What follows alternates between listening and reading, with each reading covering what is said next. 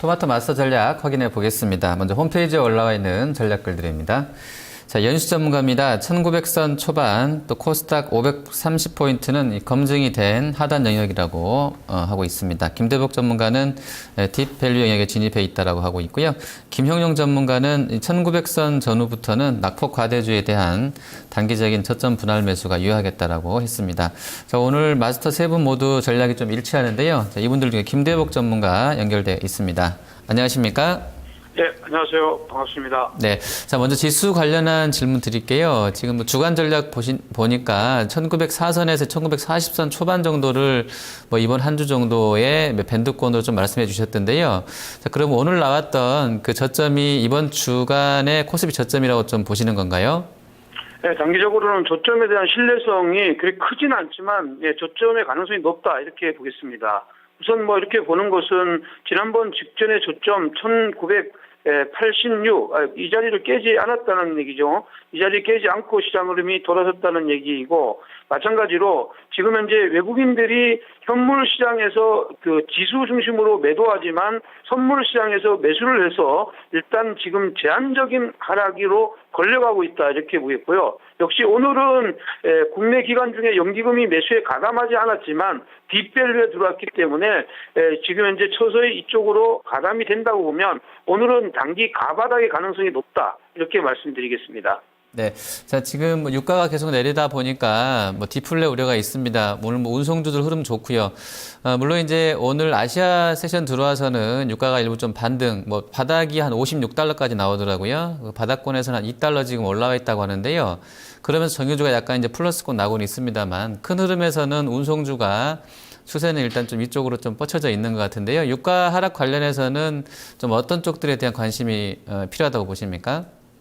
일단은 뭐 지금 현재 유가 하락을 관련돼 있는 지금 현재 항공을 비롯한 운수 창고 업종들의 시장 흐름들이 굉장히 좋게 올라갔다가 단기적인 조정에 들어왔는데 이미 이쪽은 지금 현재 시장의 어떤 밸류보다는 좀 많이 올라와 있는 과매수 영역이라고 그렇게 판단이 되고요. 일부 종목들이 위에서 이제 조정 흐름을 보였던 것과 마찬가지로 오늘 시장은 오히려 유가 하락에도 불구하고 SK이노베이션 같은 경우가 반등의 속도가 굉장히 탄력 있게 움직여주고 있다, 이렇게 보면 유가의 하락, 물론 뭐 양면의 칼날입니다. 어떻게 보면 인플레이션 심리를 강하게 작용하느냐 아니면 디플레이션을 강하게 작용하느냐에 따라서 달라질 수 있는 영역인데 지금은 디플레이션 쪽이 가깝지만 시장은 지금 현재 이쪽이 너무 많이 빠져 있었던 점을 감안한다면 지금 현재 항공 관련주들은 추격 매수는 자제하는 전략이 좋게 추가적인 어떤 조정을 기다리고 지금 현재 낙폭 이걸로 인해서 낙폭이 확대됐던 경기 민감주 같은 경우에는 저점 매수 관점을 유지하는 전략이 좋겠다, 이렇게 말씀드리겠습니다. 네, 자, 코스닥은 이제 530선, 뭐, 요번 연도에 상당히 여러 번 이제 터치를 하고 올라오는 상황입니다. 오늘도 지금 그 30선 딱 찍고 나서 바닥에서는 1% 이상, 한 1.34% 정도, 지금 지수는 좀 반등하고 있는 흐름세인데요. 코스닥에서 좀 어떤 전략 필요하겠습니까? 네, 코스닥은 뭐 다중 바닥을 확인했다는 점에서는 의미가 있다, 이렇게 보겠고요. 지금 외국인들이 현물 코스피 시장을 매도하고 코스닥 시장을 매수하는 틈새 장세의 어떤 전략을 진행하고 있기 때문에 530의 지지를 받고 올라왔다, 이렇게 보입니다. 그러나 여기서 우리가 중요한 것은 530선이 다중 바닥이긴 하지만 위로 올라갔다가 530이 깨질 때는 그 자리가 데드존이라는 사실을 기억하셔야 된다, 이렇게 보겠고요. 오늘도 시장 흐름에서 코스닥 쪽에서 반전의 고리를 계속 연결시켜가는 종목은 중국 상장 기업들, 그리고 사물 인터넷, 그리고 IT 업종이니까 기존의 어떤 섹터들을 그냥 꾸준하게 길게 끌고 가는, 유지하는 이런 전략이 진행되고 있고, 사물 지금 현재 많이 빠져 있는 종목들 중에서는 다음 카카오나 CJ ENM, 그리고 이제 기가레인 등의 이런 종목들이 반전하는데 속도는 강하지 않고 옆으로 종목들을 확장하지는 않고 있습니다. 그러나 530선은 일단 단기적으로 역공략 매수 전략이 필요한 자리다, 저는 이렇게 보겠고, 위로 올라갔을 때 올라갔다가 다시 내려오는 자리가 만약에 나온다면 그 자리는 우리가 경계해야 된다, 이렇게 말씀드리겠습니다. 네. 자, 지금 테마주들도 잠깐 좀 언급해 주셨는데요. 특히 오늘 이제 중국 국적주들 다시 대부분 다 상한가 또 들어가 있고요. 또 IoT, 사물 인터넷 관련주들 시세도 상당히 좀 좋은 편인데요. 이쪽에 대해서는 좀 어떤 시각 갖고 계십니까?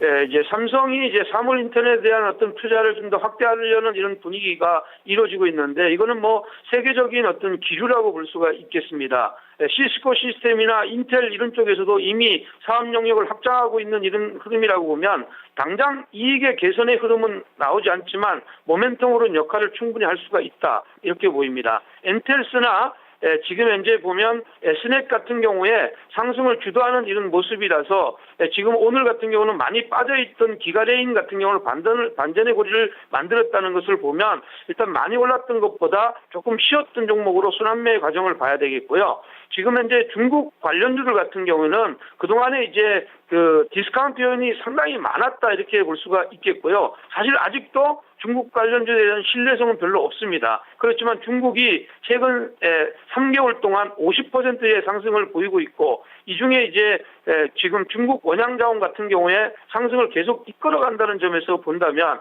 지금 현재 반등을 모색하고 지난주에 한번 흔들었다가 다시 올라가는 이런 시장 흐름이라면 3일선 한일선이 깨지지 않는 이런 자리에서는 여전히 매수 관점을 유지하시되 가능하면 추격 매수는 자제하고 보유한 자는 3일선을 이탈하는 자리가 과감하게 그 자리가 청산의 자리라는 점을 기억했으면 좋겠다 이렇게 말씀드리겠습니다.